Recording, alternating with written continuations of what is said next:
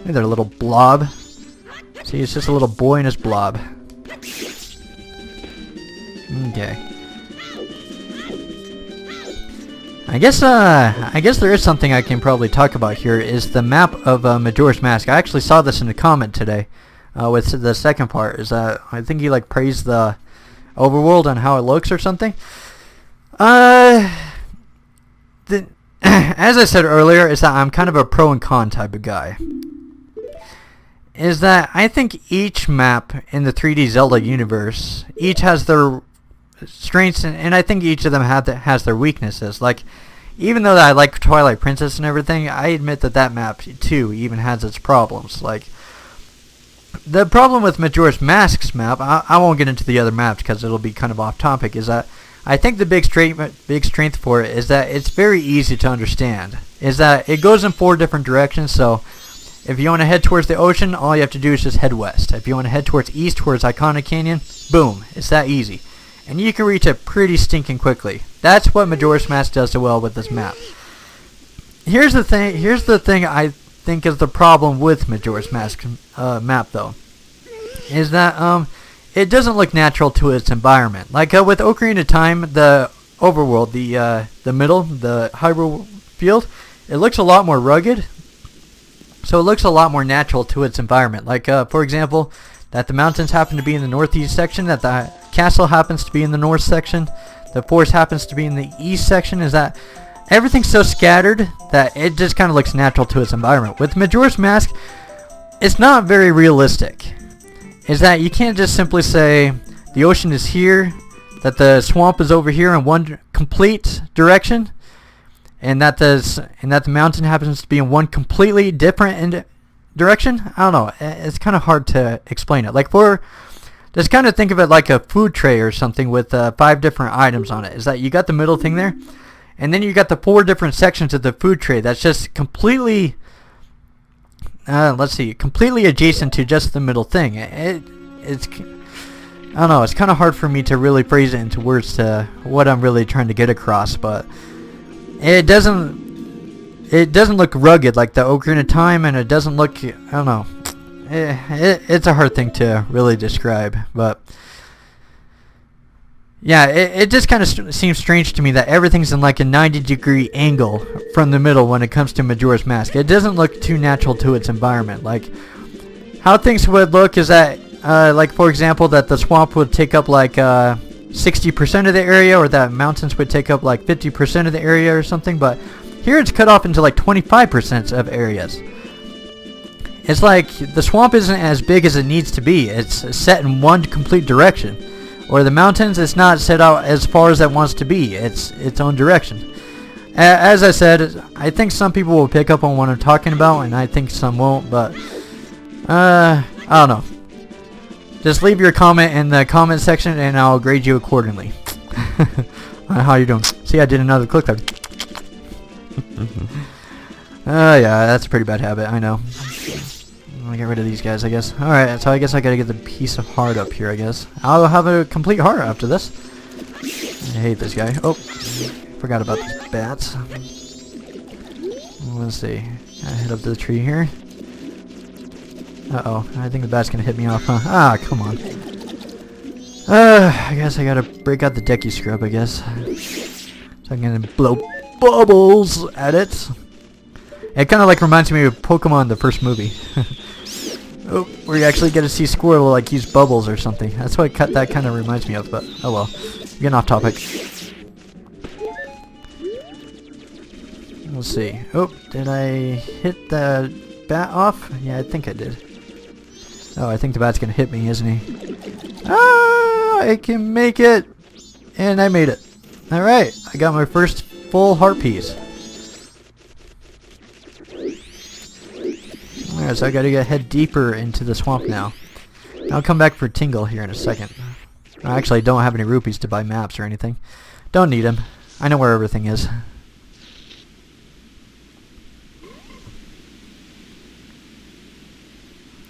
It's kind of funny. It's supposed to be a poisonous swamp, but against the night air, it doesn't look very poisonous. Usually it's very purple. I can like soak my feet into it a little bit too. Nice. Okay, I guess I can swipe this here really quick. Okay, good. Oh yeah, and then I think the next thing that we have to do is heading over here. Let's see, yep, I gotta head over here. Gotta go see Coleman Kotick now. Let's see, since it's starting to get dark, I can't exactly see the leaves very good. Okay, oop, here we go. A little bouncy. Alright, perfect. Alright, so it's time to head over here. Oop, whoops. We're about to hit another inconsistency here in Majora's Mask. Again, it's not a complaint or something, but it's just like that money person over at the that we met over at Clocktown. That holds the rupees or something. What's interesting to me is that Coleman Kotick are here. They're from Ocarina of Time or something. But this kind of throws my theory out the window a little bit in saying that, well, it kind of does and it kind of doesn't. Is that Coleman Kotick, they came from Ocarina of Time, and they're supposedly already dead. Yeah, like Kotick here.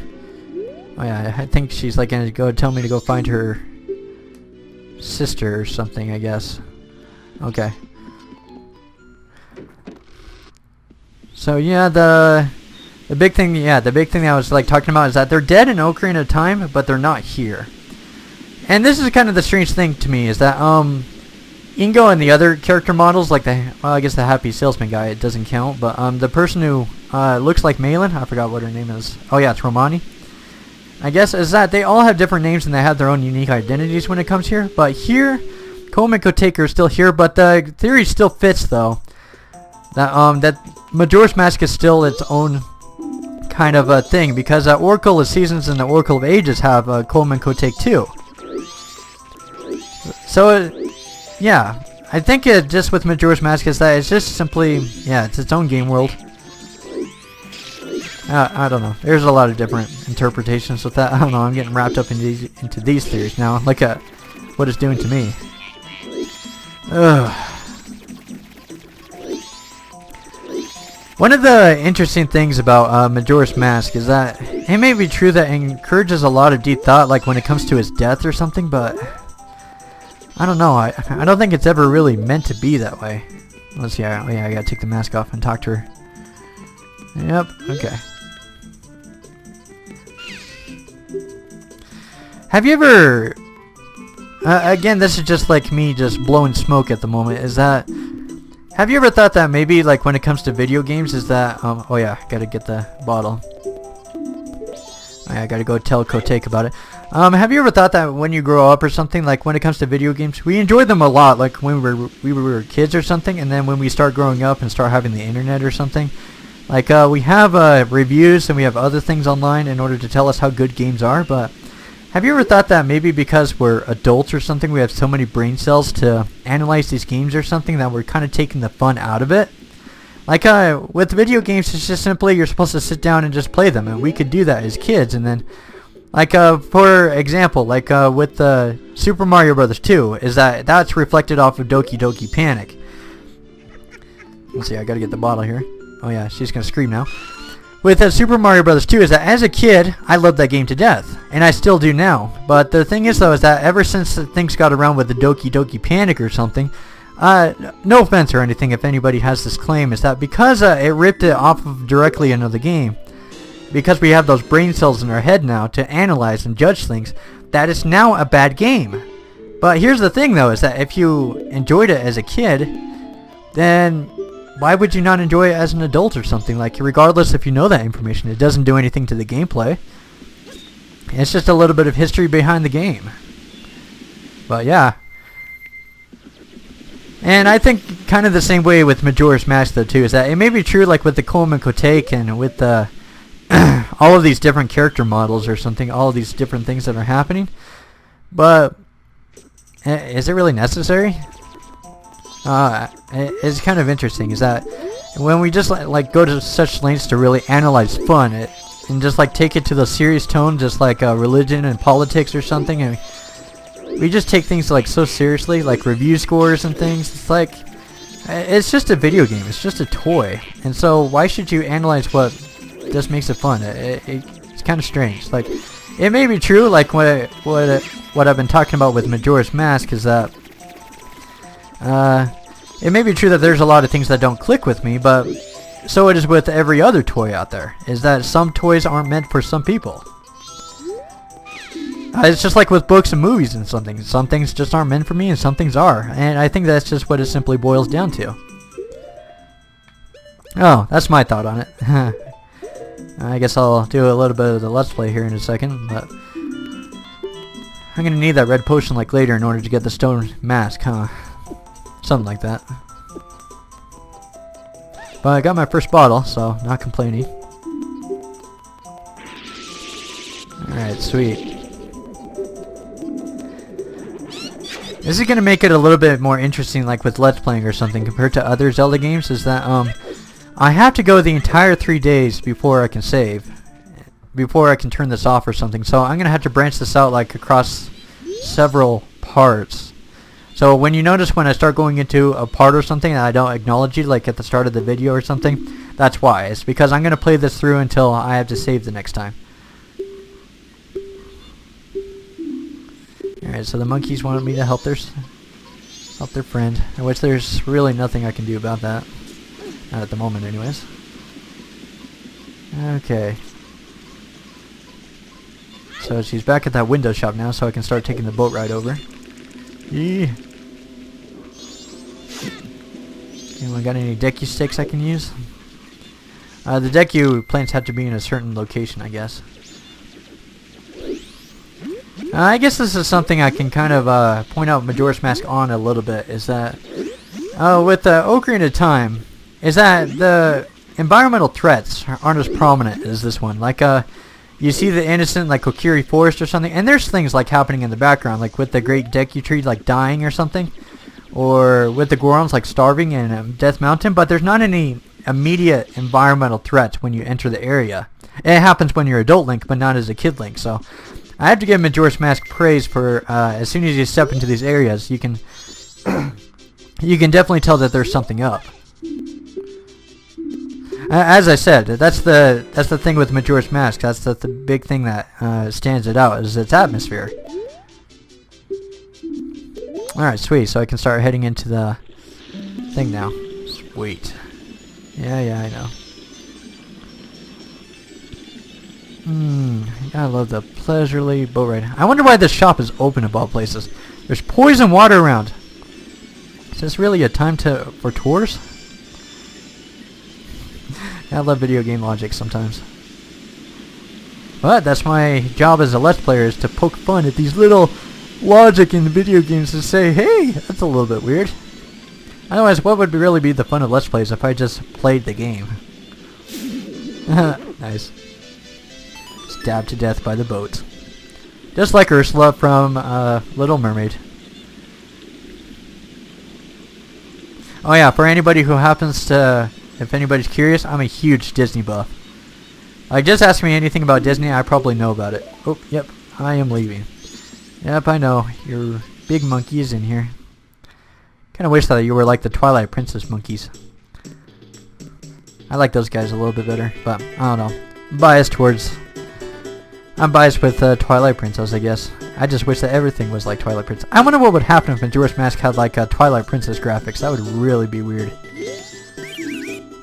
Of course, all the Majora's Mask guys are probably shouting at the screen right now like, no, no, no, don't do that, don't do that.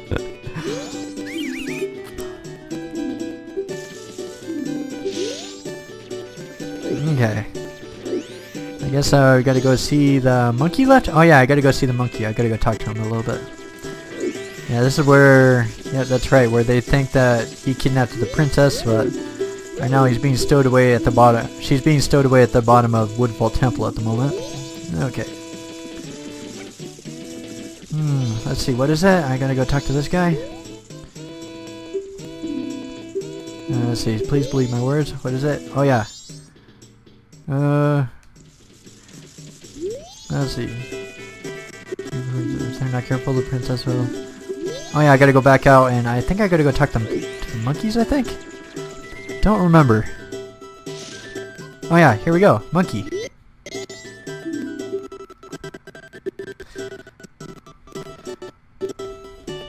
Okay, so we gotta do it from the... Yeah, I understand what you're talking about. Okay, so this is the first... I mentioned in my Majora's Mask extended video, is that this is where I stopped playing. My first time like playing Majora's Mask, is that... It's kind of at this point here, and you have to remember, the first time when I played this game, I was like 11, 12 years old or something, and there's not really a whole lot of things that you can really understand what's going on with the game. Is that true? You can like read words or something, but it's hard to piece things together because Majora's Mask is now going into more of a game to really explore and figure things out for yourself type of thing, if you know what I mean. Alright, here we go. Sneak past here. Oh yeah, I gotta get this in order to get the bean. And I gotta get some water too. Where's some water? Oh yeah, I think I can get it in the same place as the... Cause like, yeah, like me as an 11 or 12-year-old kid, I wouldn't have figured it out with the water or something, like when it comes to the bean or something. And I didn't. Let's see, so, oop, here we go. Okay, going down. Alright, here we go. Yeah. Yeah, I remember when I came in here, I didn't think to really come up here, but yeah, I think I got the bean, didn't I? Yeah. I'll tell you that story here in a second. Yeah, I need some magic beans.